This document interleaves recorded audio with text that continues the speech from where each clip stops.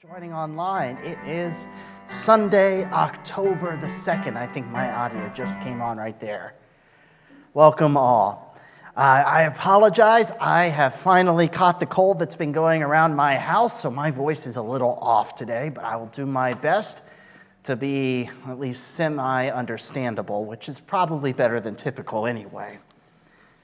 A few announcements. A reminder that tonight here at the church, we'll be having our love feast downstairs. All are invited. I hope to see you all there as we celebrate our first fall love feast since 2019. It's been a while. Yesterday was Kids Closet. I received a note that we served 5 families, which included 16 children. That's wonderful to hear. I know there was some donations down there. By the way, I forgot to mention, the one big bag down there was from Sister Gail. She was cleaning out stuff she found, kids' clothes, I guess. I guess we received more, right? Oh, wonderful. Board meeting coming up on Wednesday, October 12th. That's not this Wednesday, but the following. We are also coming up to deacon calling, which is at the end of the month. We'll try to get the list of people who are eligible to be deacons together quickly so we can do a proofread before we get to that day. We don't want anyone to be missed. Are there any other announcements?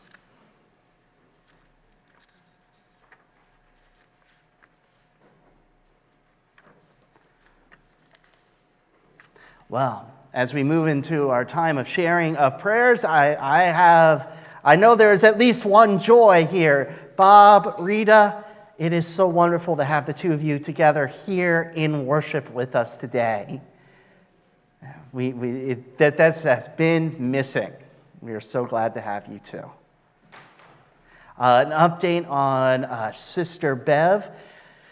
I saw her on Friday at the hospital. She was doing very well. It appears that a lot of her issues stemmed from an infection, which is being treated, and she is responding extremely positively. When I saw her, she was just sitting there talking to me in the hospital bed as if there was really no reason for her to be there, which is good to see.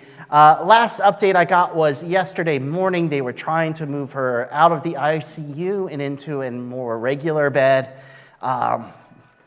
But as far as I'm aware, that hasn't happened. It might have. I just haven't received another update since. And of course, continued prayers for Sister Gail. My understanding is she made it safely out to Pennsylvania.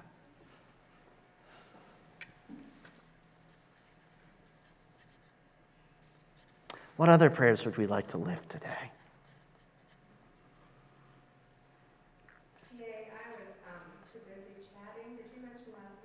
I did. So let me get this straight. The teacher in the back row is chatting while announcements are going on.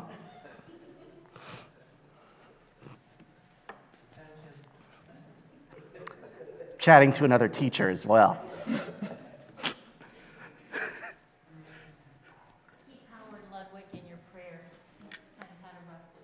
I'm sorry to hear. Holding up Brother Howard in our prayers. He just has had a rough week.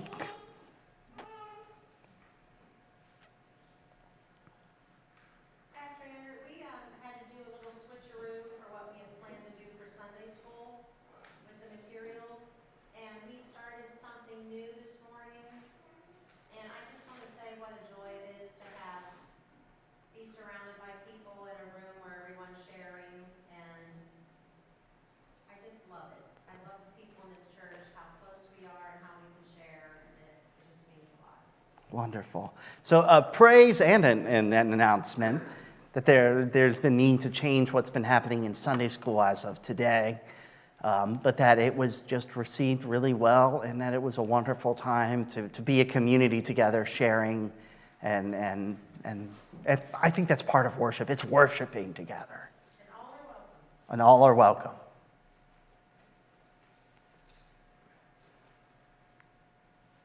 Well then, if you'll join me as we begin worship with a prayer.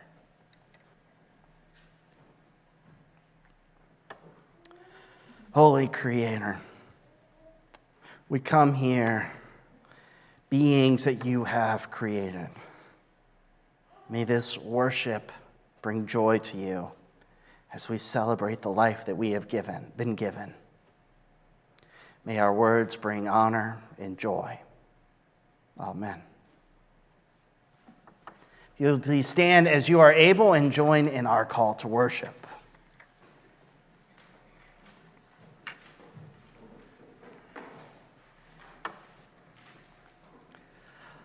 Life giver, one who formed us from earth, one who breathed spirit into our bodies.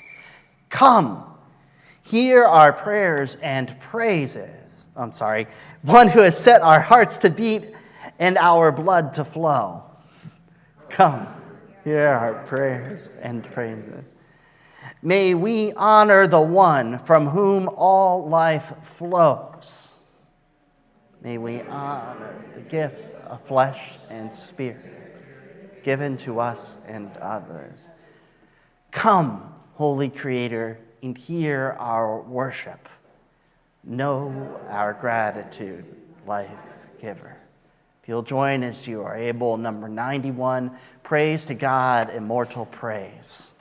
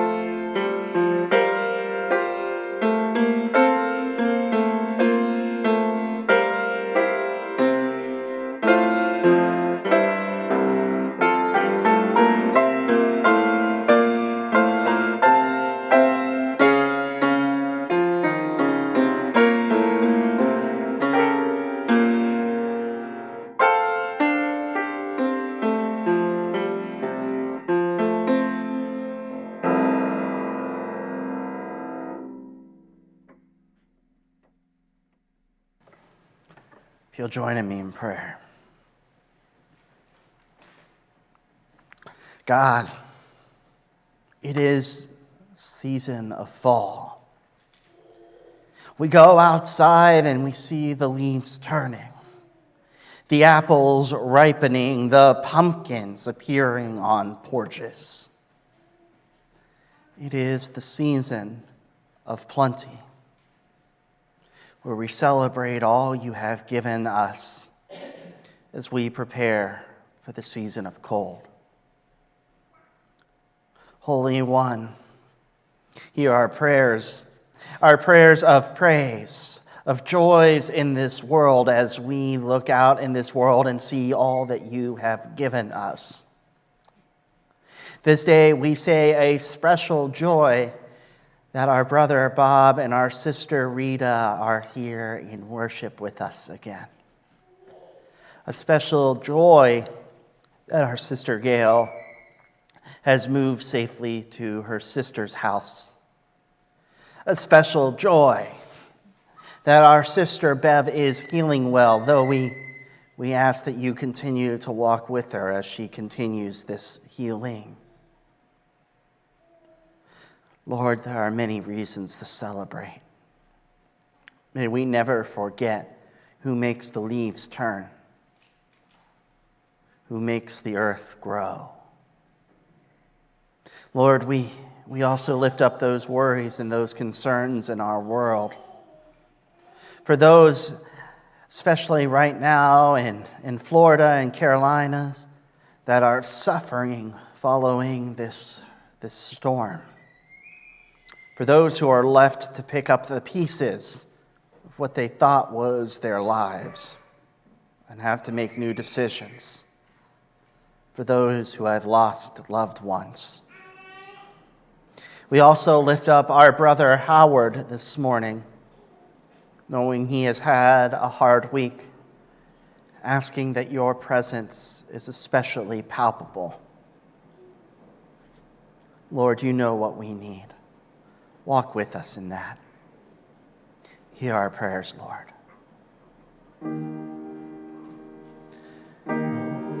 Lord, to your children pray,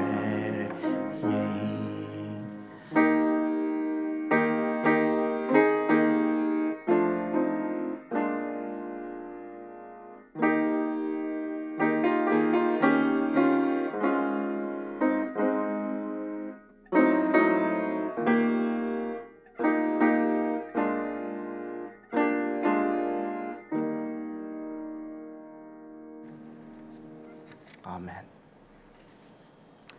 Our scriptures today are pretty short.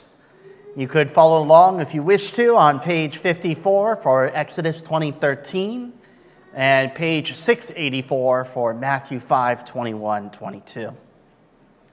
Exodus 20:13. You shall not murder. This is why we have to write sermons, because otherwise I'd be done already for the day. Matthew 5. You have heard it said to the people long ago, you shall not murder. And anyone who murders will be subject to judgment. But I tell you that anyone who is angry with a brother or sister will be subject to judgment. Again, anyone who says to a brother or sister, raka, that is, fool or contempt, is answerable to the court. Anyone who says, you fool, will be in danger of the fire of hell. Amen. Our next hymn is number 226, You Are the Salt for the Earth.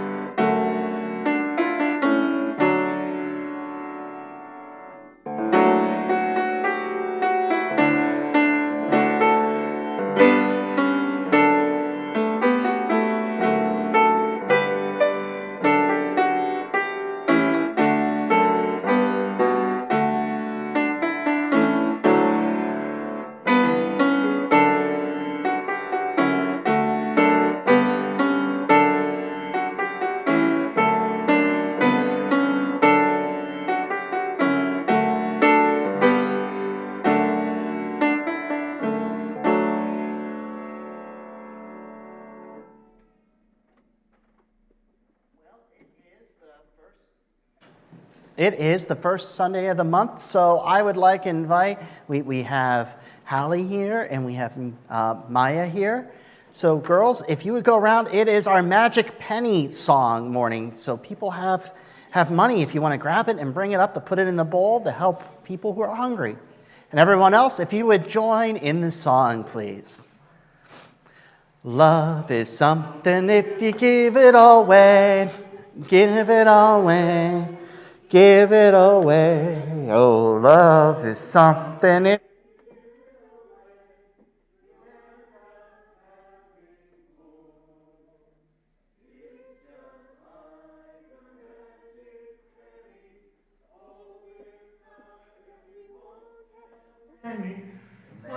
is handed and you'll have so many. They'll roll all over the floor. Love is something if you give it away. Give it away. Give it away. Love is something if you give it away. You'll end up having more. Thank you, girls, and hey, thank you, everyone. Right in there in the fish bowl. Yeah. Thankfully, there's no water or fish in there. All right. All mine in here. Oh, you got some change in there? Awesome. Yeah. I'm the money too. You want to put it? You can put that right in the bowl too. Yeah. Thank you so much, girls. All right, girls. I wanted to teach you a song which you may already know. It's a song about our bodies. That one. We're not going to need those today. Maybe next time. All right. So here's the song. It's about our bodies. It goes like this. Right. First, I need to take your fingers. I need you to put your fingers out. Points. All right. Show me your head. Where's your head? Where's your shoulders? Where's your knees? And your toes. All right. Now I want you to show me your eyes, your ears. I know I'm under a mask because I got a cold, but where's your mouth? Look at match. You do match. And your nose. Where's your nose? There we go. All right, here we go. The song goes like this. We'll start real slow. Here we go. Head, shoulders, knees and toes, knees and toes. Head, shoulders, knees and toes, knees and toes. Eyes and ears and, what's this part? Mouth and nose, head. Hey, come on. Head, shoulders, knees and toes, knees and toes. That sounds a pretty simple song, right? Yep, the speaker. All right, we're going to go a little faster. Here we go. See your finger. All right, here we go. We're going to go faster. Head, shoulders, knees and toes, knees and toes. Head, shoulders, knees and toes, knees and toes. Eyes and ears and mouth and nose. Head, shoulders, knees and toes, knees and toes. Oh, we're just dancing. That's okay. We're going to do one more time, but really, really fast. Here we go. Fingers. Head, shoulders, knees and toes, knees and toes. Head, shoulders, knees and toes, knees and toes. Eyes and ears and mouth and nose. Head, shoulders, knees and toes, knees and toes. It's a fun song, isn't it? My dad always likes to do this song with campers who know this song, but then he does it like this. And he goes, okay, you ready? He goes, toes, knees, shoulder, head, shoulders, head. Nose, teeth, that toes, knees, shoulder, head, nose and mouth and eyes and ears and eyes. Toes, shoulder, toes, knees, shoulder, head. That's really hard. Well, okay, so what are all the needs? Oh, we're not going to need that today. So what are all the things we need today? They're all parts of our what? What are those all parts of? Are they parts of a dog? Did your dad do this? Probably. Are they parts of a car? Do cars have heads, shoulders, knees, and toes? No, cars don't have head, shoulders, knees. They're all parts of our body. And so today we're learning a story about how we need to respect everyone's body. Because we all get just one of them, don't we?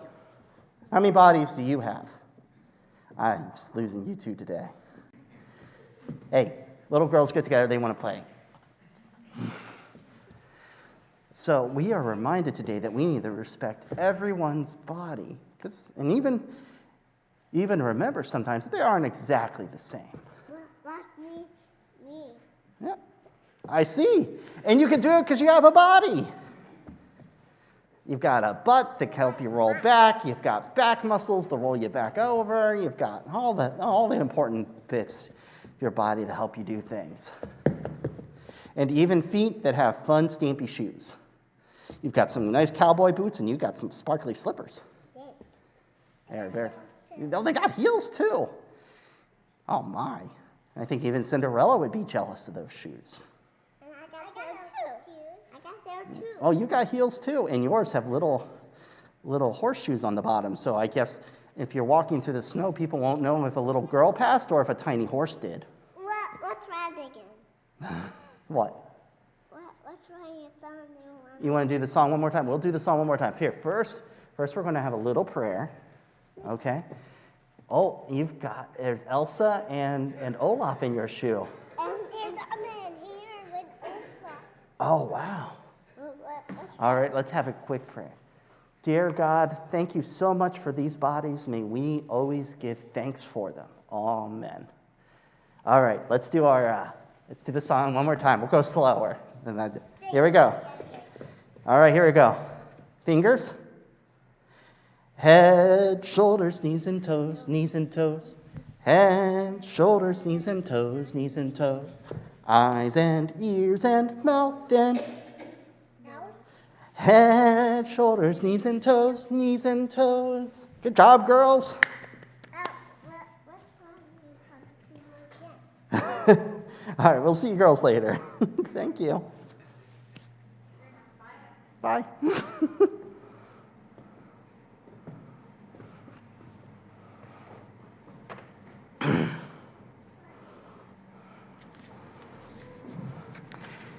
It is a joy to have fun ones in worship. May we continue to show our joy of life as we continue to support the work of the church. The ushers may come forward.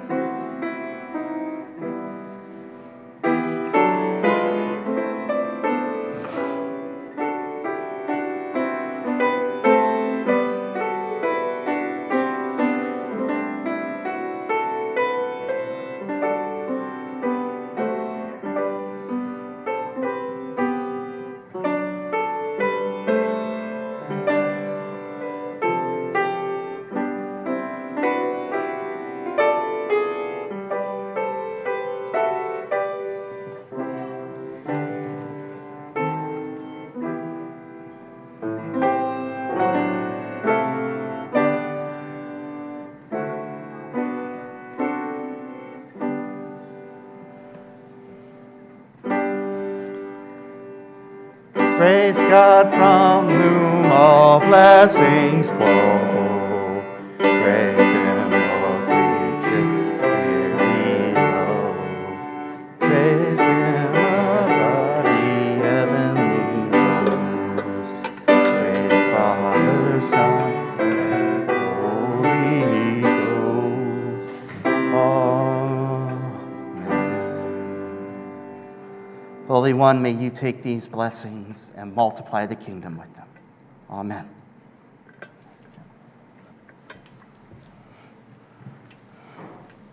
If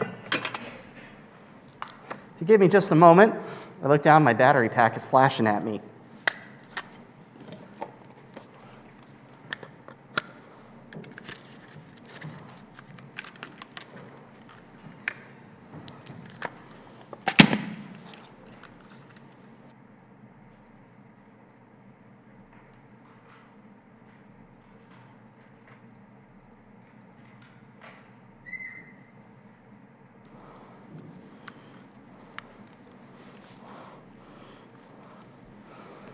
That was Brothers Mike's idea that I just keep a couple batteries up here, and I just happened to look down at the right moment. So I thought about starting this sermon off with a bit of a joke. How many of you here have broken the sixth?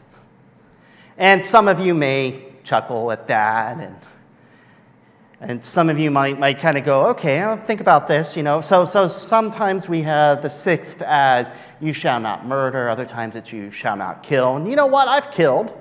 Haven't meant to, but I've taken a couple deer out with my car, some squirrels, chipmunks, innumerable numbers of flies and mosquitoes and spiders and whatnot. Or I could kind of go spread it out a bit, like, yes, okay, I eat meat. I like a good steak, a good burger, chicken, pork, rattlesnake. I haven't had rattlesnake in a long time. Don't get me rattlesnake. I actually don't really care for it one way or the other. It's just a funny thing I've eaten. Not as good as gator. Gator's good. Okay, I can work it out that way. Or I could even like go, you know what, I know I'm not responsible directly for any person's death, but you know what? I live a life. I buy things. And let's face it, we know that the things that we buy these days have long stories from when they were first harvested from whatever way they were taken from the earth until they were produced and brought to us, and there's probably some deaths that were caused along the way. It's hard to say, depending on the item. But then the more I thought about starting with this, making this joke, I thought it was a really poor taste. I'll tell you why. I'm going to keep this friend of mine as anonymous as possible. I'm going to use the singular they, so I'm not even going to reveal whether this person is a guy or a girl as much as I can, because it's not my story to tell. But I think it's important to hear. My friend has broken the sixth. He has killed, they have killed a person. I've said he already, I'll always go with it. Singular they, I'm still getting used to that idea in terms of saying it out loud. It's easy to write, it's hard to memorize. My friend has killed a person. He has killed one of his best friends. They were young. It was about 3 or 4 years before I met him. And he and 2 friends who were of age over-imbibed. They made a dumb decision, and the 3 of them got in a car. My friend was driving. He didn't realize that he was crossing into the other lane. He also didn't realize when he crossed all the way through that lane and ran high speed into a tree. Now, my friend still deals with the physical repercussions of that moment. He's a very active person, about 10 or so years younger than I am.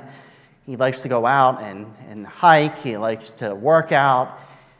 It takes a great deal of pride in keeping his figure fit. But he has told me more than once he always has to be careful. If he pushes himself just a little too far, the old injuries act up, not to mention the hardware that he now carries inside of him to keep his bones where they're supposed to be. But it's not just those scars that remain. One of the friends also ended up in the ICU, actually on life support because of this car accident. His other friend died on the scene. That scar has never gone away. It never will. He carries that guilt with him every moment of his life. We've had more than one talk. It has led him to do positive things with his life. The courts actually were really lenient with him. They said basically it was 3 young men who've got basically no records. They did something dumb, but they were all complicit in it. And it makes no sense to punish any of the 2 survivors worse than what they've already experienced and deal with. So my friend got parole and community service. But he decided to turn his life to God. He now serves God as a pastor, but also he serves as a person who visits those who are about to die, as a hospice chaplain and a chaplain in ICU units. trying to make up for what he did. But he knows he never will, at least in his own heart. To take a human life is something that you never get over. From what I can tell, I've not experienced it myself. It's something that you carry with you in your soul. We live in a society where we simultaneously make light of it and at the same time take it extremely seriously. Think about it. You watch a movie, if we had the survival rate of those who live in movies, we'd all be dead. Because the people just getting killed left and right in the movies, right? We kind of celebrate it. We all want to see the Emperor thrown down the reactor shaft at the end of Return of the Jedi. We all want to see, you're laughing, I made a Star Wars reference, yeah. We all want to see, the land baron get killed by the vigilante. Or we want to see that crime boss go to jail for life for all the deaths that he has caused through his organization. We want to see that. We want to see them get punished. It tickles our justice bone. But at the same time, when that actual murder happens in this world, we have to figure out why it happened. Now, part of it is we just want to understand. We want to fix whatever happened and avoid it from happening again. The other part is we have to prove to ourselves that there is something aberrant about this happening, some reason it happened that is explainable to the rest of us. This person was abused, either by the victim or by someone else, and that is why they chose to act out in this way. Or they deal with some mental disability that makes it hard for them to tell right from wrong or to make rational choices. Or they had that one really, really bad day in which the world just fell apart and it was too much for their mental capability and they broke. We have to come up with reasons. There's two acceptable reasons people can kill one another, whether you accept them or not. This is the way society looks. You can either kill someone in self-defense or you can kill someone in war. But outside of that, we have to come up with a good reason why someone deserved, or why someone, not deserves, but why someone was killed. We just have to have a reason. Because we all recognize that the taking of another person's life is not natural to us. Okay, maybe kind of. Maybe this is something we deal with more as a modern society. Sort of. So I was thinking about this. It's one of those things where we really have to take a step back. Because do not murder seems like a very obvious kind of rule for everyone. We should not go around killing other people. Duh.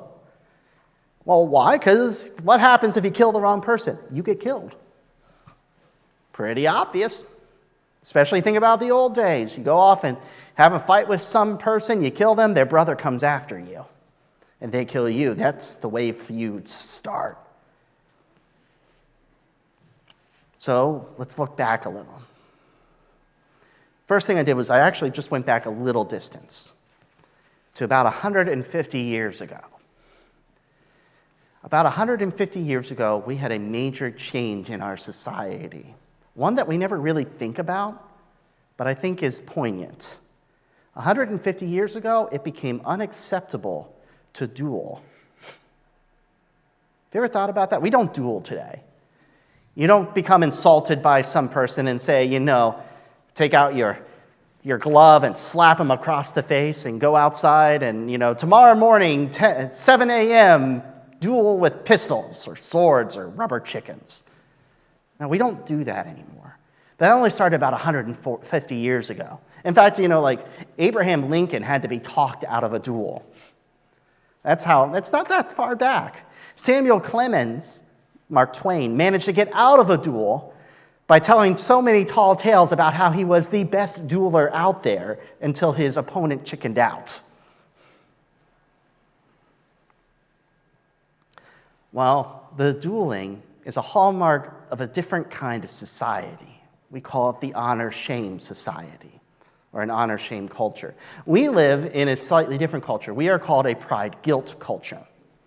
Now, you aren't one or the other. You're always both.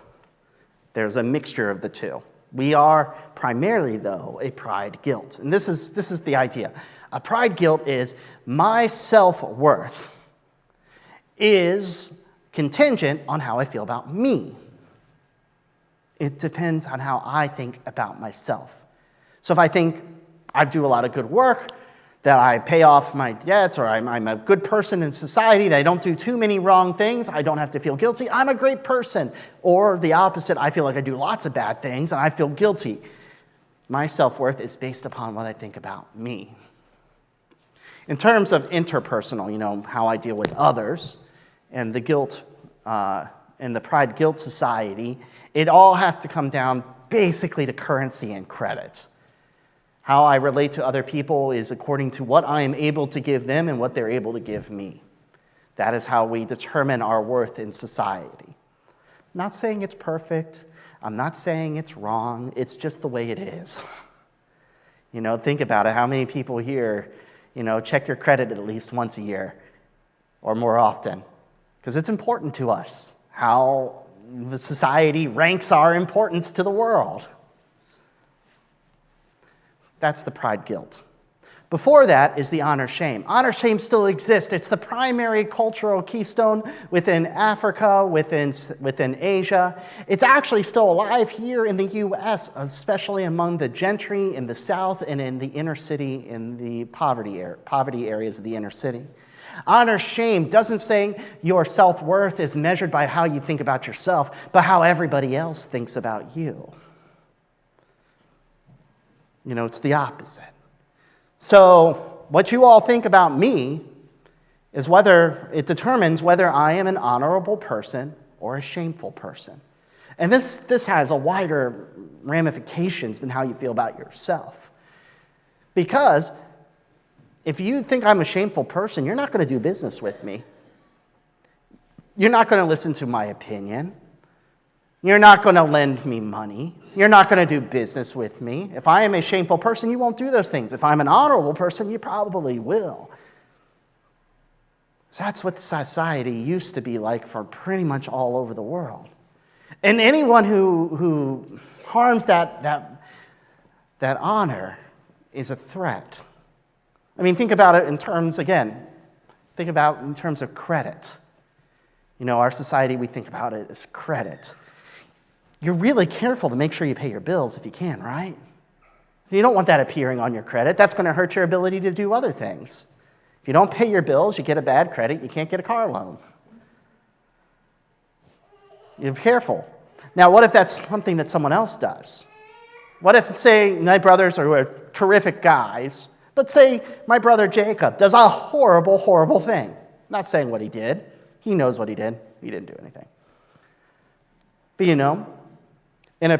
in a shame honor system, you all are perfectly allowed to apply some of my brother's shame to me. It is also my shame. Now, there's two options. I could either go down with him, or I could stand up and point at him with the rest of you and be even louder with the hope that some of you will apply honor back to me, because obviously I am better than him. That's the system that the Israelites live in. It looks different than what we live in today. We got to start there. That they didn't view the world the same way. They didn't view self-worth in the same way. It's not the individual. It's how the collective views the individual. If you all think that I am shameful, then that can ruin my life. So there are ways to deal with that. That's where we get dueling. Why do people duel in the old days? Because that was a way to erase shame and regain honor. Because it was socially acceptable by the group that is how you can do that. But this commandment changes some things. Because back then, that's all you had to do. If you wronged me, if you said a mean thing against me, and I thought it was causing me shame, I could kill you. Or at least, invite you to a duel and then be killed, or kill you. But God says not to do that. Don't go out there and just regain your honor by force of arm. Don't do that. Don't just go out and kill. In those days, it caused lots of problems. You couldn't simply just go out and kill people. If you did, you still faced repercussions. And there's like whole law books written. We have the Babylonian one, the laws of Hammurabi and all those codes. They actually assign worth to every human life. If someone causes you dishonor and so you kill them, if they were someone of a lower status, say they were a slave, you gave their owner $30. It's like 30 coins or 30 shekels or whatever. I have no idea how much it's worth. But you gave him money. Say they were a free man. Okay, you owe 100 now. Someone of the same rank. Okay, you might go into trial now, but if you're found not guilty, you might just pay, a fee, another thing of money. People's lives had worth. God says no. Just don't kill. Every life has worth. Every life is sacred. Now, we talked about this in other weeks. This idea that blood and breath are considered gods. After all, blood is what makes us live, at least in the idea. I mean, we all know we actually have lots of organs that make us live, and if you were to remove any of them, that would be bad. But blood's the easy one to think of. People who are cut, they die from bleeding out. Breath is the gift that God puts into the body that gives it life. So we have to be careful not to spoil those things, not to take them away from others. So that rule's already in there. But God goes ahead and raises it one more level and says, look, it's not your right to take it away. You don't get to choose when you harm another person. Now, okay, we can stop and we can look back and see. You'll notice I put up the probably better translation, you shall not murder. Because the Bible actually has different words. There is murder, there's kill, there's slay, there's manslaughter, there's execution. All those exist, more or less. And so here we have a very specific rule, do not murder. Because if you read any further in the Bible, in the Old Testament, you guess what? You come up one after the other of public executions. Lots of stonings, especially stonings. It happens all the time in the Old Testament. In fact, not too long in the future, there will be an entire family who is stoned to death.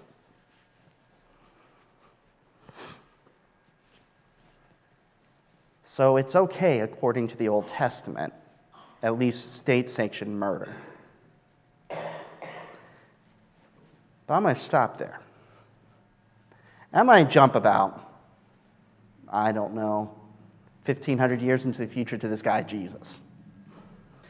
Now, Jesus does this thing, especially in the Sermon on the Mount, where he tells us an old law, and then he turns it. You shall not murder. I might grab my copy right here. You shall not murder. Anyone who murders will be subject to judgment. But I tell you, anyone who is angry with a brother and sister will be subject to judgment. Wait, why? Okay, so we can all agree. We're putting on our logical hats now. We can all agree it's bad to kill people. Even if we view the world differently and we think, we need to preserve honor and avoid shame, we can agree that God says in order to preserve our honor, we should not just be taking lives. Oh, wait, we can live with this. We can make it work. We'll have other ways where we preserve our pride, our honor.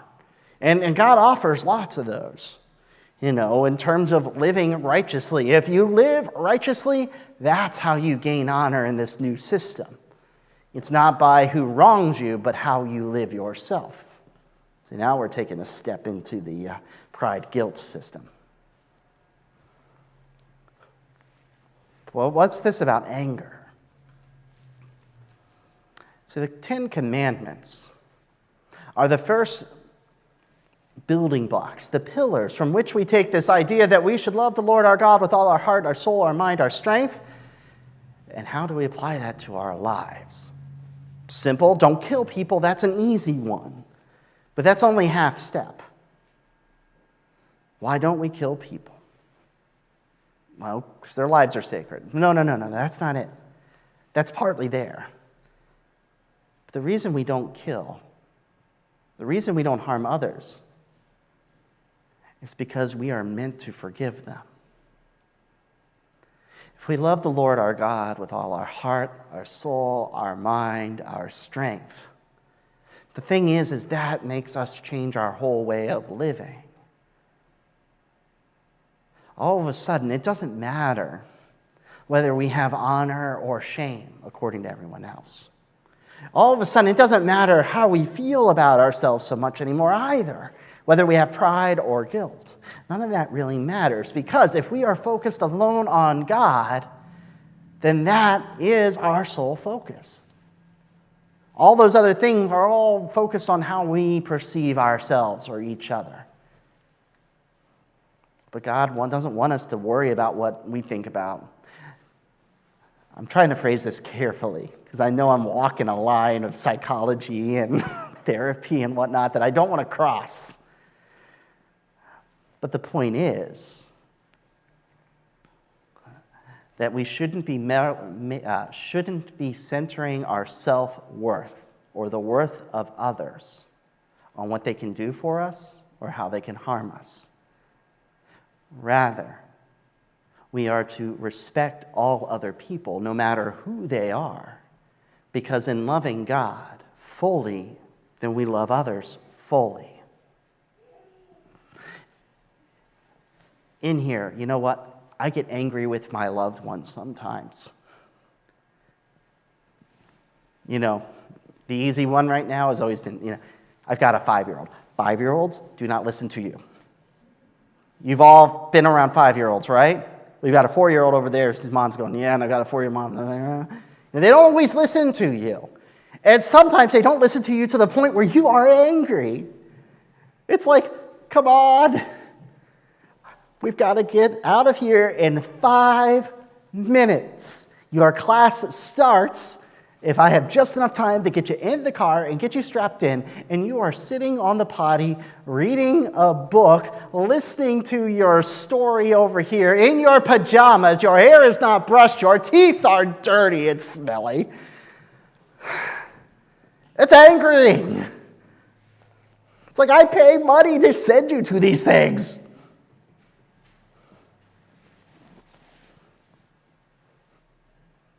I still love the little monster.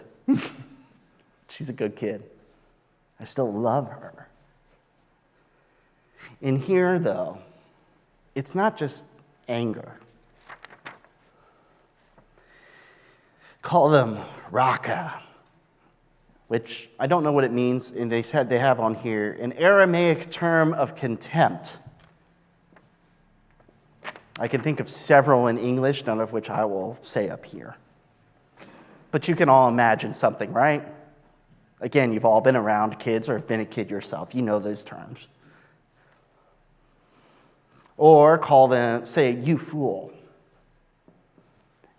Degrading. It's the degradation of a person's worth. When you kill someone, you are degrading them. You are, in, say, a duel, you are taking away their honor and applying it to yourself. You have regained your honor by stealing theirs. Here, calling them contemptuous names, calling them fool, you are stripping them away of their honor, of their worth, to apply it to yourself. It's the same thing. To degrade another human being, whether you do it in word or action, whether their life is left intact or it's been taken. It's the same thing to God in certain ways. You shall not murder. You could read it this way. You shall respect. You shall respect your brothers and sisters. You shall respect your spouse and child and parent. You shall respect the stranger you meet on the road. whether they are standing there in a suit or holding up a piece of cardboard and talking to themselves. No person's life is worth money. No person's life is worth less than another's. Every single person you encounter is a child of God. Every person you encounter, their blood and breath has the same worth and importance to God as it is to you. As yours is to God. So, I don't think many of you will have an issue in terms of breaking the sixth commandment as it's written. I pray you never end up in a situation like my friend. Technically, and even according to the Torah, my friend did not break the sixth. It was not murder. It was negligent manslaughter. He didn't mean to, and he's paying for it every day. I don't think any of you will probably break that. But try to follow the commandment behind it. Because let's face it, you shall not murder. It's just a step down the road towards loving your neighbors as yourself.